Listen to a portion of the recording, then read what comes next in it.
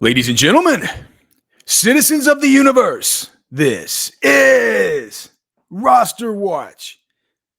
My name is Alex Dunlap, here with Cody Carpentier for the Week 9 Fantasy Football Preview Edition of the YouTube show and podcast. So pumped to be here with you. We're going to go over the main slate of football games, talk about who we should be sitting and starting in fantasy, some injury news, some big injury news that popped up earlier. Cody is going to be affecting basically the whole sit-start thread, I think, on Sunday, that we're going to have to talk over sort of how we're handling it, DFS, prop bets, all that stuff. And since it is Halloween, for our guy Jeff that keeps asking for it. I'm going back to the old school.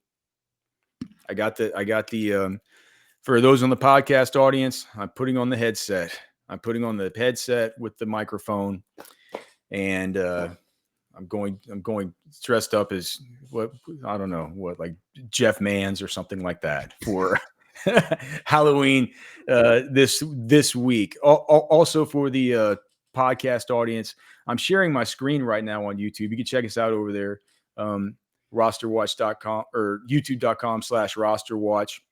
And I'm going to show you here the RosterWatch Hyper Picks, our professional parlay generator and pick'em slip generator. Basically, Cody and I, through the course of the week, we put our favorite plays into this thing. We monitor them over on, Prize Picks, Underdog, those kinds of places. And we think it's important that you can sort of, make sure and check check the tool, check the cheat sheet throughout the course of the week, because some of these lines we get them and then they move. So if you can get on them early, that's always best. But certainly we still like some of these. So for any people that have the premium subs, you can check this out. It looks like we have, let's see, how many do we have in there? Cody, did you just add a few? All right, so it looks like we have 11 in there right now. Trashman still hasn't put his in yet. So let's just say let's give him a little 3-pick slip here, Cody. So this is all you got to do. You just click it and it generates them, right? So we'll give you guys this one. Chad Ryland, the Arizona kicker, over 6.5 kicking points. I think that thing's already ticked up to 7. Caleb Williams, rush yards, over 17.5. That's a new one. And then this one that's been hitting the whole time, the Tyler Warren overs on his first quarter receiving yards. That's at 9.5. I was checking earlier. That now is up to 11.5 from when we put it in. I still like it at 11.5, Cody. Love Daniel Jones this week. But, yeah, it's super easy, man. You just go here. You pick the number. If you're on Prize Picks and you want to get 6, you want 5, 4, 3, 2, 2, whatever it is, you can just click there and do it. You get that with a premium membership over at RosterWatch.com, along with our other betting tools and some of our betting insights and stuff like that I'll be mentioning here as we start out this Week 9 preview as I'm navigating to the premium downloads page. Let's start out, Cody, with the Chicago Bears of the Cincinnati Bengals. We have this sitting at, here in the premium widgets, it looks like the Bears are minus 2.5 in this game, a 51 over under. We have 40% of the tickets on the Bears, minus 2.5, only 38% of the money. So people here like the Bengals getting 2.5 at home. It looks like Joe Flacco is set to play this week. Coach Zach Taylor said earlier that he will be questionable and carrying a questionable tag. But when asked by the media today about how he was feeling, he said he was feeling like he was good to go. So we should get Flacco, which has been just awesome for Jamar Chase, right, Cody? Of course, if you have Jamar Chase, you know that you're going to be playing him. The Chicago Bears here on the Roster Watch matchup tool for our pro members. It's the number 10 matchup of the week for opposing quarterbacks, number 9 for opposing running backs, number 7 for opposing wide receivers, number 10 for opposing tight ends. So on the Cincinnati side, if you have your T. Higgins, if you have your Jamar Chase, you have your Chase Brown, even if you have your Joe Flacco, I say fire all those guys up. On the Chicago side, some kind of interesting stuff with DeAndre Swift. I'll be interested to hear from you, Cody. We have the DeAndre Swift news that we need to monitor. We have the Luther Burden news we need to monitor. We have the Olamide Zaccheaus news that we have to monitor. Do we still have Cole Kmet news to monitor? And DJ Moore. All of them. Limited. Literally, Olamide was limited on Thursday. Swift was at DNP. Rome, DJ, Cole Kmet, all limited. Roshan did not practice. The Burden did not practice. They're literally all banged up. Everybody. Like, this is down to I mean, is Monaghan the only healthy guy in the roster right now? That's kind of the Dude, question. dude, I mean, this is an excellent running back matchup. I think that if Swift doesn't play, that you would have to just smash Monangai into your lineup as a flex, right?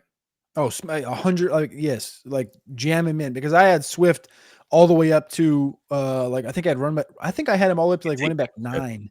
Again, this is the number one matchup on the roster watch matchup. Who had him all up to like running back 9 before we got the latest update of him DNPing on Thursday. We haven't got the Friday news yet, but yeah, I mean, if Swift isn't out in this situation and Roshan's banged up, like this is a Mono guy like 23 touch opportunity sitting right at the palm of our hands. And as far as DFS goes, what is he? He's got to be 5,200, 4,600 on DraftKings. So that's it. That's like an insta smash in pretty much every format. Yeah, you brought up all the unless you want to play another guy who we're going to be talking about here in just 1 minute. I'm definitely doing that. $300 more. Yeah. Yeah, I mean, I think Chicago's interesting. I like Cincinnati in the Circa Millions contest.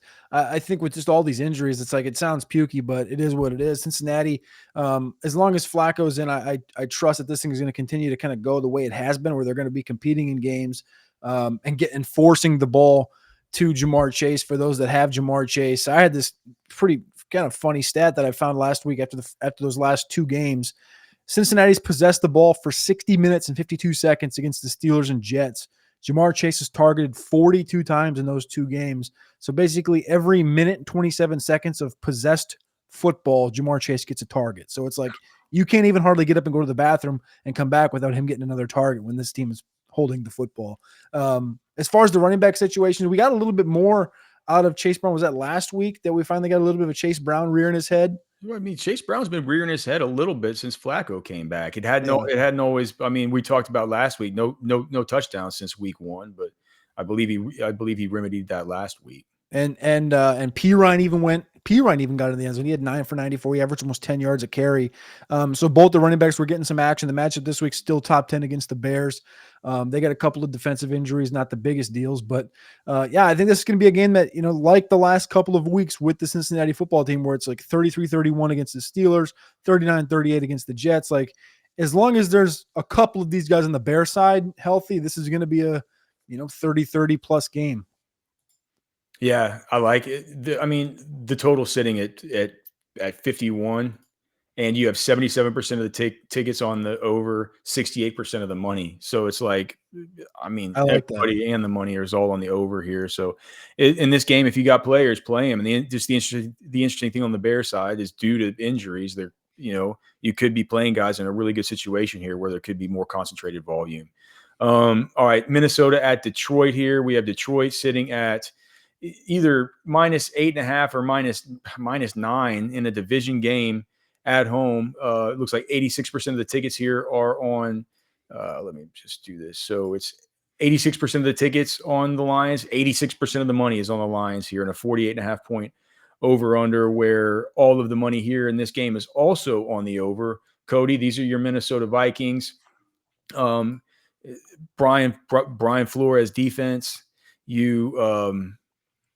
Typically, this is a spot where I like to play like the Amon-Ra St. Brown types and the Sam Laporta types and all the rest of these guys, maybe because of the shell that he operates with, more so than a Jameson Williams. But I think if you have your Lions, you play them. I'd be interested to hear what you think about it.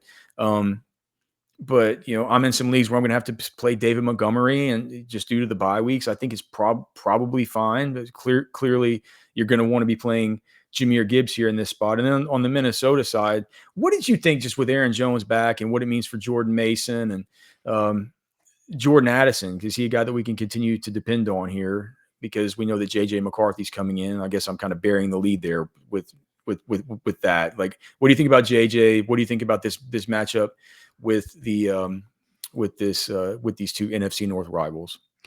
I think a lot. I had a post this morning as I was kind of going through, like I said, the Circa Million stuff earlier. And obviously I follow the Vikings closely, as I have my entire life. And something I found interesting, because in my brain, like, Minnesota, for as long as I've been alive, it's usually been like, in Minnesota, it's going to be a tight game. Minnesota wins. In Detroit, it's a tight game. Detroit usually wins. That was like forever. That was Brad Childress, Mike Tice, Mike Zimmer. But with Kevin O'Connell, it's been kind of a tough 3-year stretch here. He's got a pretty good record against the league. He's 11-8 though against the NFC. He was 8-8 going into the end of last year. Now he's 11-8, but he's 1-5 against Detroit. So that means he's 10-3 against the rest of the division. The spread's 8.5 in this game, and every time that Minnesota traveled to Detroit, it's been an 11, a 10, and a 22-point loss. And now he's got what I would say over the last 3 years, his most inexperienced quarterback, his most underqualified or underprepared quarterback in JJ McCarthy. As we've seen injuries and yada yada. People can have their thoughts on him. I know they do. Thor Nystrom, I'm looking at you. But they get Brian O'Neill back this week. That should help them on the offensive line. This offensive line has been ravaged all year long. They haven't had a consistent 5 guys. They came into the season looking as one of the best offensive lines, but they've been ravaged. Getting Aaron Jones healthy, having JJ McCarthy healthy, having Brian O'Neill healthy should all help and impact this offense having success. But there's a reason I took the over in the receiving yards for Aaron Jones in this one.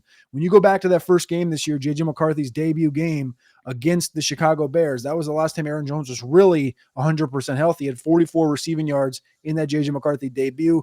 I'm getting that number at 13.5 this week, so I like that. I just want to see some competency. I have zero faith that this team wins this football game.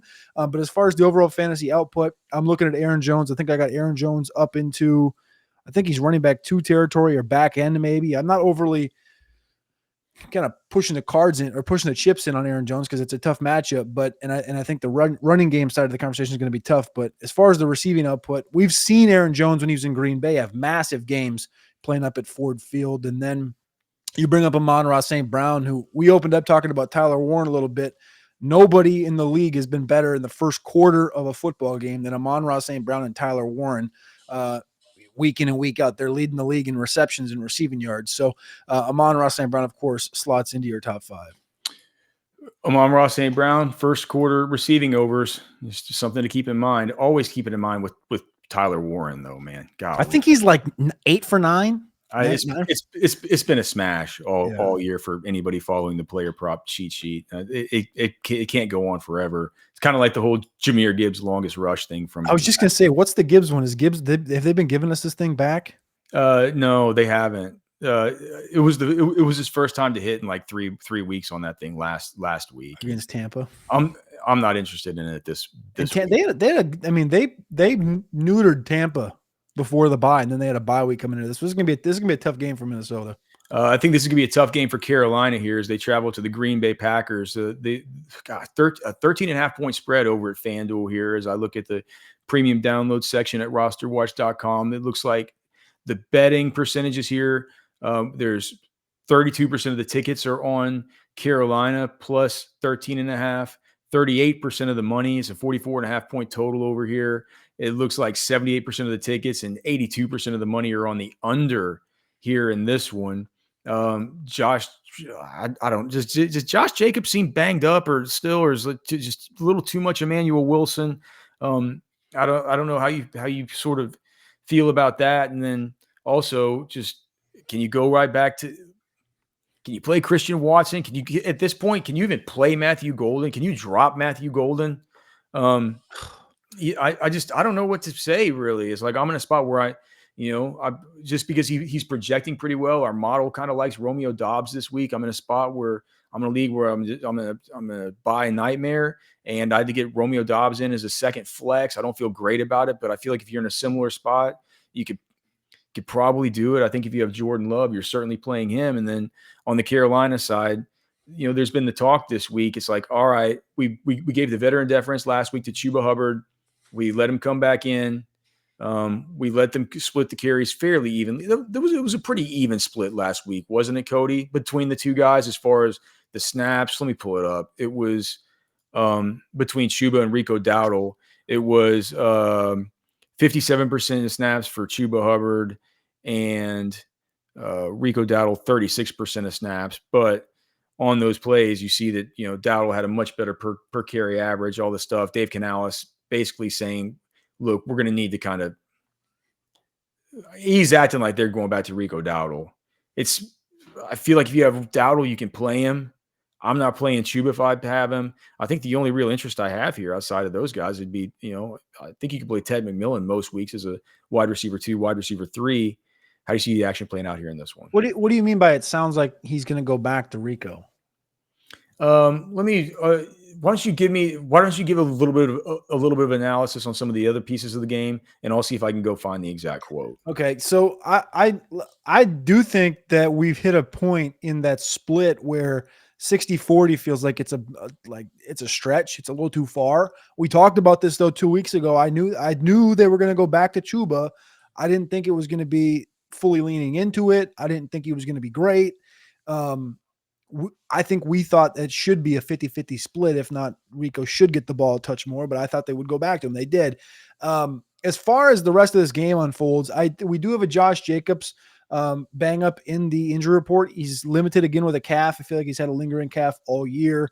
As far as the receiving room goes, Christian Watson has the knee, but there's footage out there of him practicing yesterday in limited fashion. I think they're just taking it easy on him. I think he's A-okay. Wicks is going to be out again in this one. That's the expectation as far as that goes. And then Golden, I mean, we're worried about Golden because we haven't gotten it.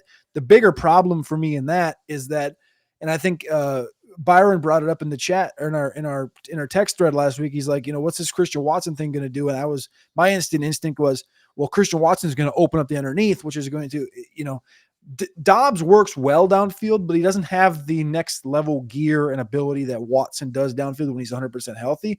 And that opens up the underneath for Matthew Golden. And in turn, it wasn't Matthew Golden. It was, of course, Tucker Kraft that took into that workload, but had the output. But Golden's running enough routes. Like he's out there running all year. He's been between 84 and 75 per 70%, 68%. Like he's been around here. It just really comes down to the target share, which he had his lowest target share in week 8 since week 2. I'm not ready to really jump off the bandwagon on Golden. People are asking if they can drop him. Yeah, I'm not doing that. I'm not doing that because why? Because Dobbs has concussion problems, because Watson could tweak a hamstring tomorrow like he always does. Wicks can't stay on the field. Like this is just what this wide receiver room is. Now, like on certain rosters, like our Yahoo leagues especially, I'll go in and like in a weekly basis, I'll pick up and drop, pick up and drop, pick up and drop. I think it's like roster fodder at the bottom, right? Trashman's talked about this. It's like some guys I just have in there that I never play, like Kelvin Austin. He'll just hang out on the bottom of your roster. Parker Washington. And then this week, guess what? You got the opportunity. It's like these guys aren't ones that, they're not supplanting your Rashee Rices. They're not supplanting your Drake Londons. They're just sitting at the bottom. And if something happens, the opportunity is blatantly going to be there if something happens to one of these guys. And we know Jordan Love can throw for almost 400 yards in a game. So I'm not dropping Matthew Golden quite yet, but I'm also not playing him this week. When I look at this entire Green Bay kind of receiving core right now, for me, the highest ranked one I think I have is Watson. It looks like as a consensus, we have Dobbs as the highest guy. I feel better about Watson. I think I have him as a back end 2, early wide receiver 3, but Tucker Kraft is the bona fide winner in this whole situation. My biggest question in this game is Ted Roll McMillan. I think he had, I want to say it was a 43% target share last week in that game. He's top 20 right now in the NFL in target share, 27%. But that was his kind of, he's had 15-point games before. A couple weeks ago he did, but this was his biggest target share game of the season. I want to see if that continues to grow in this game. But mostly I think I'm looking at this running back position, this Rico Chuba split, and what that means for teams, because I think a lot of people are looking at it. There's a couple of buys this week, but not that many. But you're looking at your running back position, and you got Rico, you got Bam Knight in this Arizona situation. You got another week of that before Trey Benson comes back.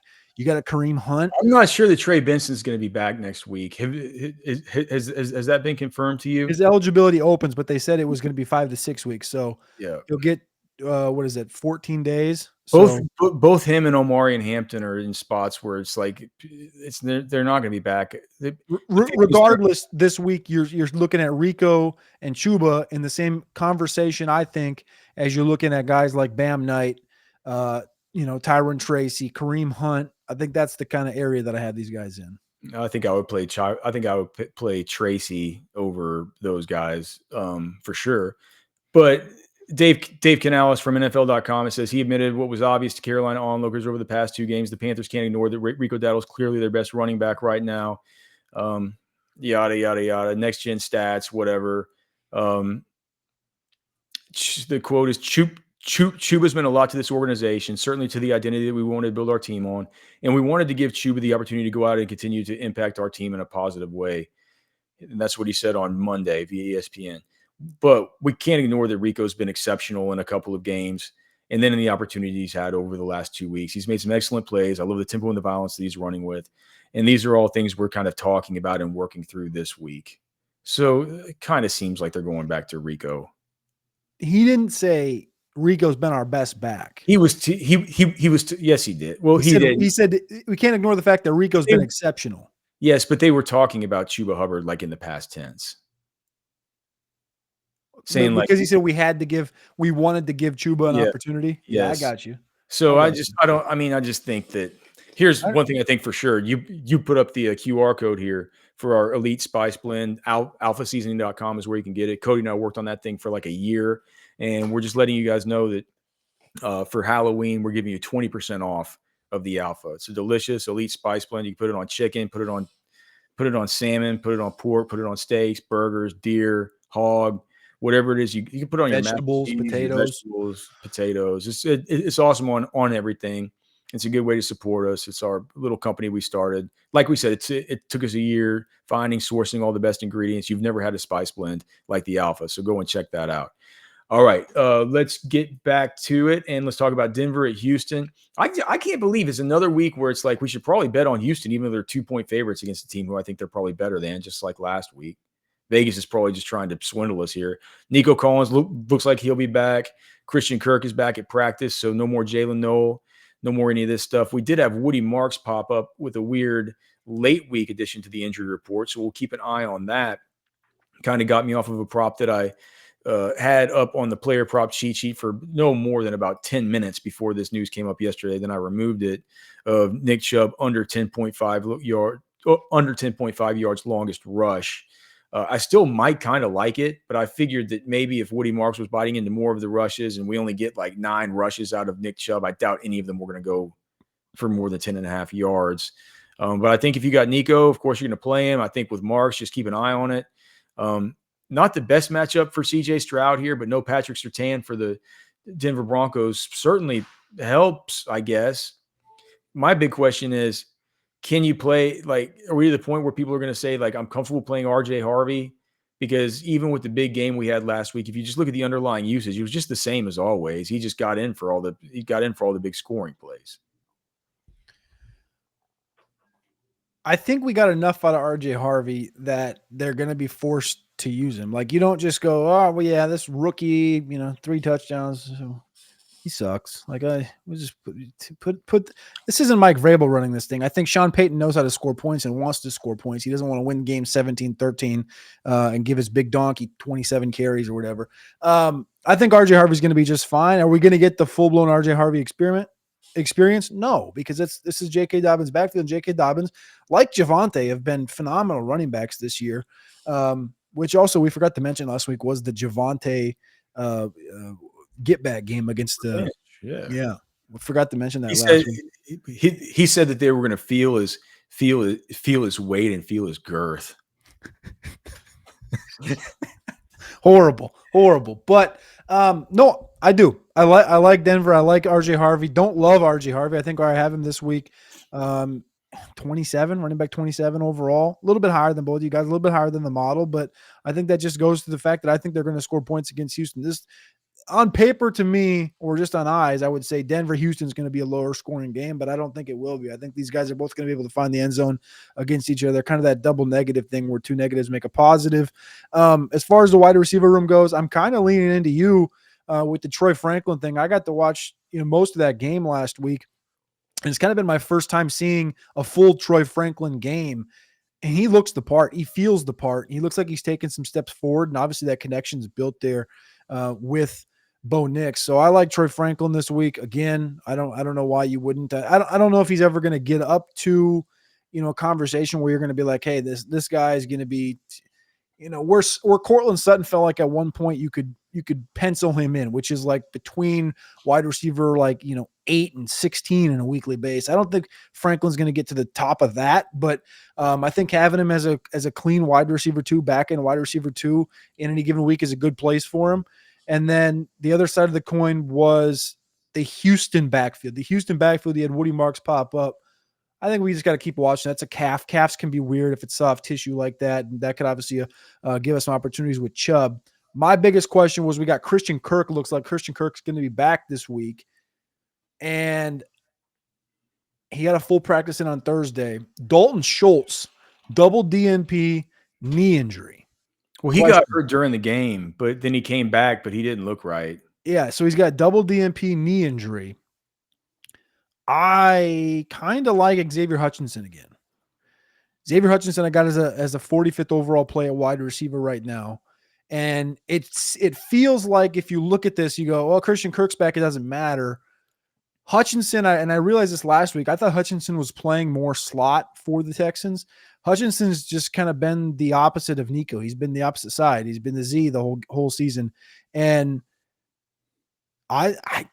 what do you think? So Hutchinson scored 17.9 fantasy points last week, 2.3 in week 7, 16.8 in week 5. What do you think his number is on Prize Picks right now for fantasy points PPR? 7.5. All right, cool. I'm putting it on the sheet then. 4.5. Really?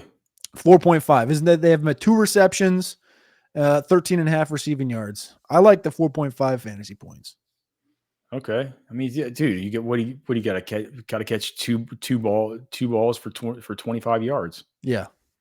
Yeah. So I mean, I like Xavier Hutchinson. I don't love backing Xavier Hutchinson, but it feels. I mean, he should probably project for more. I was just thinking in my head, he probably projects for three catches for 40 yards or something like. Yeah, and you look at that. I mean, if there's no Schultz here. And you got Kirk back in the slot, and you know you're going to have Surtain against Nico. Surtain's not going to go on the other side. No. Because Surtain got hurt. Yeah, but they're still, man. But still, with the Broncos, it's like they haven't even been playing Jahdae Barron. They have a really good secondary anyway. Yeah. So he had a great pick last week. But right. I totally forgot he got hurt last week. I saw him go down, remember? And then they asked if it was a fake. And I totally forgot about that. All right, so let's move on to the next one here. San Francisco at the Giants. Giants are only 2.5 point underdogs here in this one, and maybe that's right. I don't know. 36% of the tickets are on the Giants.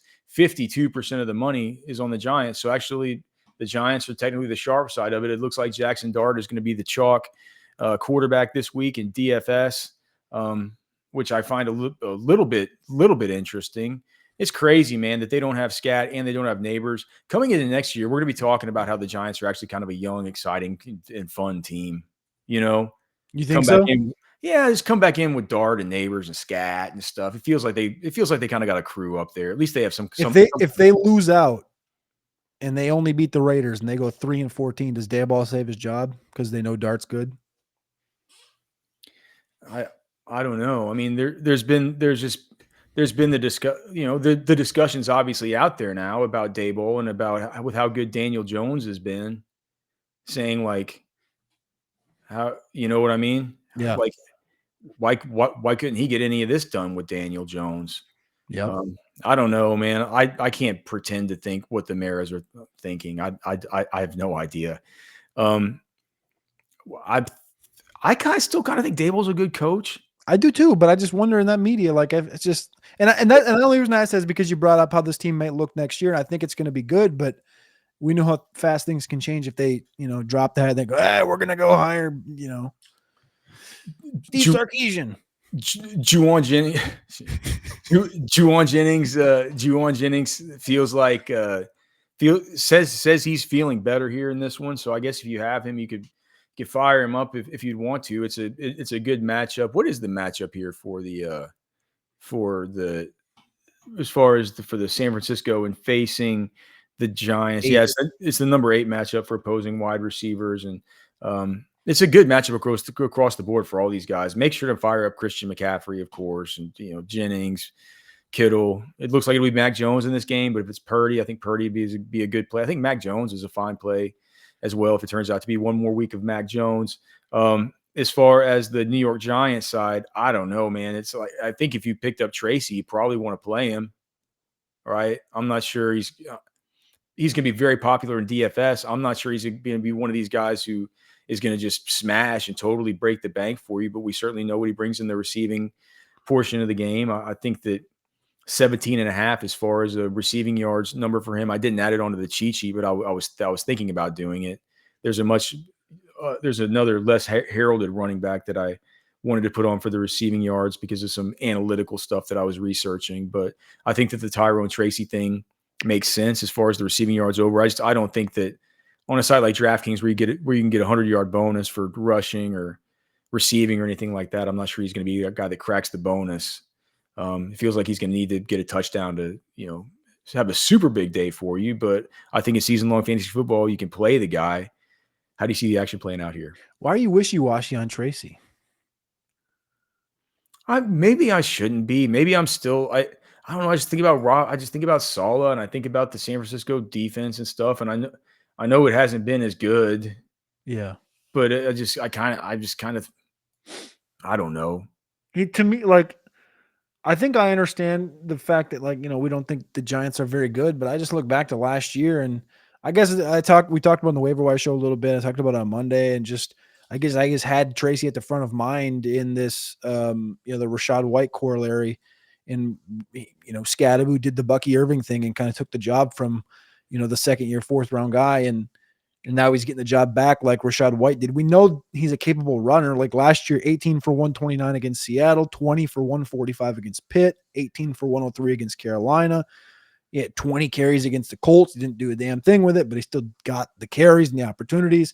I don't think he's not as hard of a rusher as Scadaboo, and he definitely hasn't had as good of a start to the season, but when he's gotten more opportunities in games, I think he's done stuff with it. So I think the matchup's mediocre. We've seen him get targeted. He got targeted 10 times against the Saints last year. I don't really remember that. 6 times he caught all 6 balls against the Bengals, 57 yards. Like, he can work out of the backfield. He's a former wide receiver at Iowa by way of Purdue. So maybe I have him a touch high. I think he's only 5,100 on DraftKings. Is he running back one territory? So like I have him as 10. And I'm looking at him next to Genty, and I'm going to put Genty ahead. So I'm going to switch that right now. I'm going to make Genty 10 and him 11. But the fact that, like, so you have him at 14, Trashman has him at 18. So Trashman thinks he's more of like a middling to back end running back 2. I have him as a back end running back 1. You're just on the outside. Like, I think if we're in that territory, and if we talked about, like, Chase Brown and Swift, who have great matchups, and Swift is obviously injured, but Monangai, great matchups. And Trashman doesn't have him ranked that high, but you and I both have Tracy ahead of those two guys. Like, I feel pretty damn good about Tracy this week. Yeah, I do too. I think he's fine. I'm not sure. Like I said, man, I'm not sure. I guess I'm a little bit worried about, first game that they actually have to go and start out without Scadaboo, and I worry a little bit about overall systemic risk with. Yeah. So, but if you have Tracy, play him, right? I think if you have him, if you want to pick him up, I went out. I had $5,500 or $55 left out of a $100 budget in one of my leagues. And I went all in on Tracy, and I didn't even get him. So it's like, obviously, if he's somebody who I'd want to play. I'm just like, I just got done recording the Blitz show with Cardi and with TJ that we have for our pro members at RosterWatch and for the premium or whatever subs over at Roto Grinders. And I'm like, man, it's like this dude's going to be that heavily owned. Are we sure we want to play him in tournaments? But maybe it will be a really good play. Is he like a 30%er, 25%er? They're talking about Dart, and that's the other thing. It's Dart and Tracy. People are both. So I don't know. I mean, I would rather do some. No. I would maybe do like the Tracy McCaffrey thing, but that would be. I think Jennings is interesting. Like, I wonder if we're gonna get. It's a good matchup for Jennings, and I wonder if he says he's feeling better. So he said he's feeling. So it's like we haven't gotten the Jennings experience. I keep saying experience since week 2 of him, really commanding some targets and doing something with it. Like he's got targets last couple of weeks, but doing something with it from the aspect it's been week 2. So we've seen Bourne do stuff, Pearsall do stuff, Kittle's back. It feels like this offense is going to run through Jennings when Jennings is healthy. Falcons and Patriots. There's just 2 things we need to talk about here. One is we just got news as we're recording this. Michael Penix, Drake London, Darnell Mooney, and Kyle Pitts have had their designations removed for this game. They're all going to play. So all those Fade guys the game. play. We get Kirk Cousins. Just get him the heck out of here. You like that? No, I did not like that last week.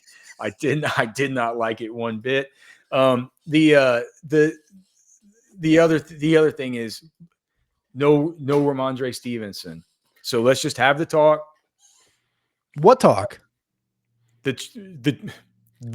talk. Which one? The Butte Diggs one or the Henderson is the Terrell Jennings or possible practice squad call up of Dearness Johnson talk, or Raheem Blackshear or whatever idiot they have on their practice. Who else on their practice squad besides Dearness Johnson for the Patriots? Who could they call up to swindle TreVeyon Henderson this week in the week where he should be going ham? Like,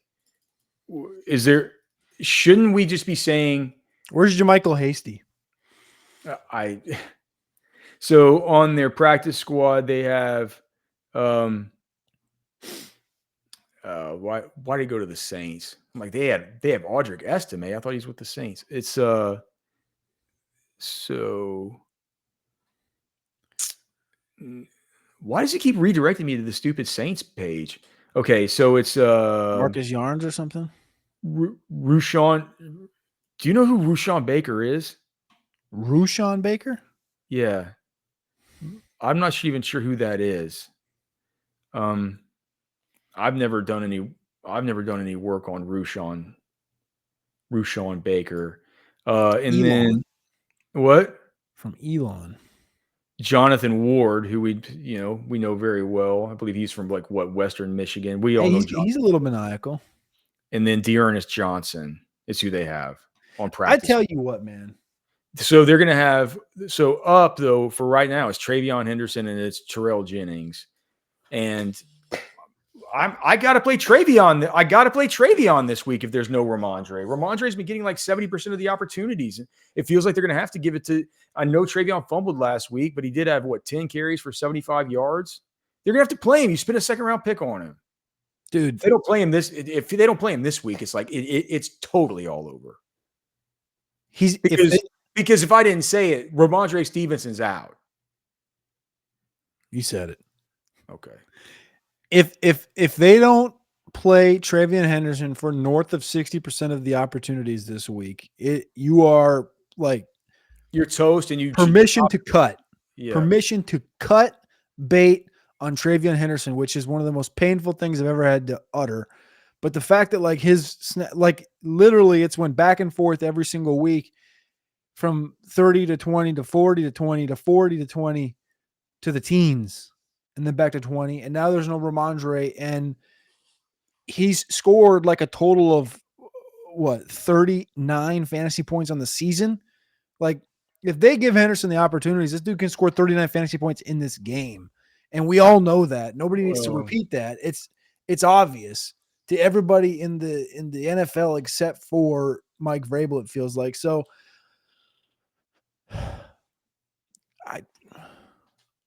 I guess Rushawn Baker looks kind of sick, but he's 5'11", 218 pounds, man. All right. He looks kind of sick. If you got TreVeyon, I think you can get him in this. How far up are you pushing him? I'm going to move him. I haven't moved him since this injury. I'm going to take Ramondre out right now. now. I've been doing shows. I'm moving him above. I think I'm going to move him like right next to Kareem Hunt. I'm moving him above Charbonnet and Ken Walker and stuff. Probably move him above Woody Marks. I'll probably put him next to Kareem Hunt and J.K. Dobbins. running back 23 or 24. Okay. I think that's right. At wide receiver, obviously you talked about all the Atlanta guys that are in and great. And I think what that tells me is it's a stay away as far as the circa millions goes. I love New England, but Atlanta's just too wishy-washy this whole year. So I'll probably argue against that. As far as the New England side at the wide receiver position, will you bend the knee on Kayshon Boutte this week and rank him higher than Stephon Diggs? Probably not, but maybe I should. Probably not, but maybe I should. I rely. There's just certain things that I mean, with Kayshon Boutte, it's like if it turns out. How sick was he, man? We knew how sick he was. He's just getting the opportunities. Let's see. It's just, I mean, we're talking about like almost 6.5 targets versus under 4 targets per game. Talking 2.88 catches versus 5.25 catches per game. That's season long, though. You got to look at the last couple of weeks. No, this is over the course of the last. This is over the course of the last five games. For the model right now. Last 5, yeah. I mean, so last 5 target share: Stephon Diggs 23%, Kayshon Boutte 13%. No, I'm not going to do it. Expected fantasy points last 5 games for them. Stephon Diggs 11.63 expected fantasy points. Kayshon Boutte 6.86 expected fantasy points. I'm gonna rank Stephon Diggs ahead. I'm not bending the knee just yet. All right, let's skip to the afternoon games here, Cody. We got to get through this. Let's just skip to the big. Well, I guess we got to talk about Tyler Shuck and stuff. Let's talk about Tyler Shuck, 14.5 point underdog here, going to the Rams in his first start. What a maniacally tough first start for him. 78% of the tickets are on the Rams here. 70% of the money. Everyone's on the Rams and on the under, and everybody wants to play Kyren Williams in DFS this week. What does Tyler Shuck mean to you for Olave? Looks like we got word from Kellen Moore that Alvin Kamara is going to be questionable for the game, but is trending in the right way. He was limited on Friday at practice. Shook to me, well, first off, if this was college, I would be taking the under on Shook because sack yardage counts against your rushing total, and I think he's going to get killed in this game against this Rams front. Rams should dominate. The targets to Chris Olave continued and grew, and he ran the most routes he's ran all season last week when Shook got some opportunities. I think that's going to continue. Another week over 100 air yards for Chris Olave. That's now made 5 of the last 7 weeks for Chris Olave, north of 100. I think it's fine. Again, he's not a guy that's, you're going to get your 12 fantasy points. May you get 26? Maybe. We'll see, but it's probably going to be 12, and that's fine. You have to be okay with that in your rush. We've talked about that all year. On the other side for the Rams, I don't understand that. I talked about this yesterday. We did this on our Truth Dynasty podcast for our midseason update, and we talked about some running backs for next year, like the Jarquez Hunters of the world, and what Blake Corum and what Kyren Williams look like going into 2026. And I just was like, why is nobody talking about the fact that Kyren Williams isn't getting this 88 to 90% opportunity share that he's been getting the last couple of years? Like his snap shares are down to 60%, 69, 75, 75, 91. But then it's like everything else is in the 60s and 70s, and Blake Corum's getting opportunities. So one game over 20 fantasy points this year for Kyren Williams, and it feels like it's radio silent everywhere on X land and on podcasts. Here's the thing, Cody, if they when they do get up, if they get up big in these games, like they kind of let Corum run. It's weird. It's like I don't think just if they get up and they smash, and I think they smash. I'm with you. I think in the circa millions we should take LA to beat these guys by 28 points, 50. But I think if that's the case, it's not a guarantee that they're going to solve the game off with Kyren. It could be. They won't. They've proven that they won't. That's the whole thesis of the play. I'm much more pumped to play like Stafford and Puka, and like the guys who were going to get him there, Devontae Adams. So I think that certainly if you're playing in DFS tournaments this week, like everyone's going to own Kyren. Man, make a stack of like Stafford, Adams and Puka, and no one's going to play him because they're all going to be on Kyren, thinking that the game script's going to go like that. And the fact of the matter is, if the game goes like that and somebody's going to have to salt somebody off, they had to get up to a big enough lead to get salted off. And guess who's going to be? It's going to be Puka. It's going to be Devontae Adams. Cody, we did just get news in here from Joe Person, who of course covers the Carolina Panthers. And he says Panthers running back Rico Dowdle will start and get the bulk of carries Sunday at Green Bay, per league sources. But I'd expect Chuba Hubbard to be a part of the offense as well. Dave Canales strongly suggested this would be the case at the start of the week. Rico Dowdle, your running back 17 in my rankings. Just moved him up 6 spots. Okay. All right. The big game, the big kahuna.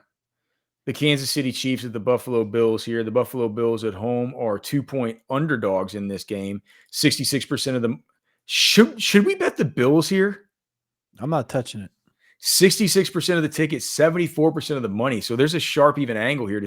Taking the Bills and getting 2 at home? I mean, I think so if you look back at the last 10 years of these guys, not 10 years, but 6 years of these guys playing, this will be the 10th matchup between Mahomes and Allen. Mahomes won the first matchup in 2020 in Buffalo. Since then, Allen is 4-0 against the Chiefs in the regular season. A couple of wins here, a couple of wins there. Mahomes is 4-0 against the Bills in the playoffs. But I think I wrote this in our Circa Millions chat that like I would lean Bills because of the trends and because you're getting the 2.5 and all this. But the Chiefs are a game behind them in the standings, and the Chiefs drop this game. They're going to be fighting for the wild card all year. That's just the state of where they're at and where the AFC is right now. They're going to be fighting for the wild card. This game, for how good we know these teams will be in December, this game's going to come down to. It feels like this might be a game that like you could host or be on the road in the AFC Championship game because these two teams are going to go play New England or the Colts or the Broncos, and those teams aren't prepared to play in those games in January. They're not pedigreed to do that. No. These two teams can win those games on the road, but getting to that AFC Championship, this game is massive, and it kind of makes me want to stay away or pick the Chiefs, but I do love the value with Buffalo, so I'm very much on the fence in that game. Look, man, you know who to play in this one, right? You play Rashee Rice, Kareem Hunt with no Isaiah Pacheco. I think at deeper leagues, Brashard Smith is probably fine. I think a lot of people have to play Xavier Worthy, even though he's been a little bit disappointing lately. If you have Travis Kelce, you've actually been fine with playing him, right? And then of course you're playing Mahomes. Of course you're playing Josh Allen. As far as who you're playing besides James Cook on that side, though. You're on your own. Steve Smith even came out and said this week that Keon Coleman stinks. So that's his latest to add to the whole Jerry. Steve Smith or Stephen A. Smith? Same person? No, Steve Smith. Same person, right? Same crappy takes. Steve Smith Sr. has been like really good with his wide receiver. Has he? Because last I checked, he liked Xavier Legette and didn't like CeeDee Lamb and didn't like Jerry Jeudy.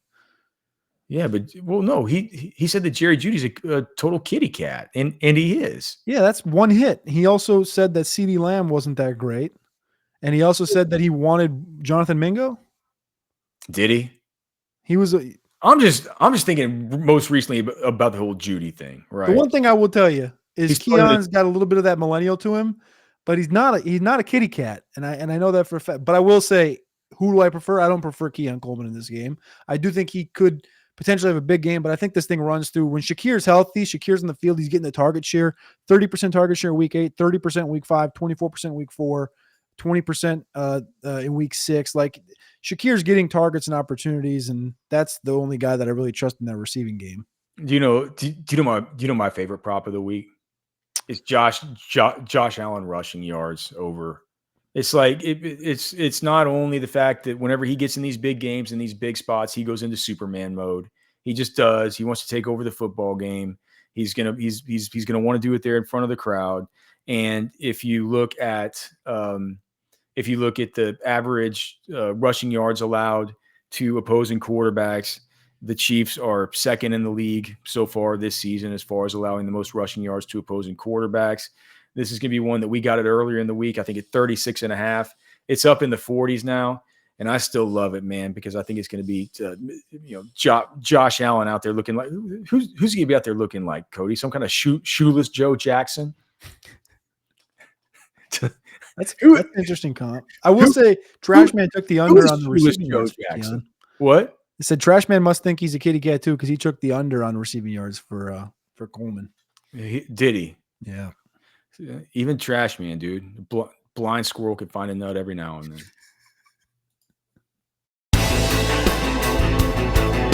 This is Anthony Richardson. You're listening to RosterWatch. This is AJ Brown, and you're listening to RosterWatch. This is Josh Allen, and you're listening to RosterWatch.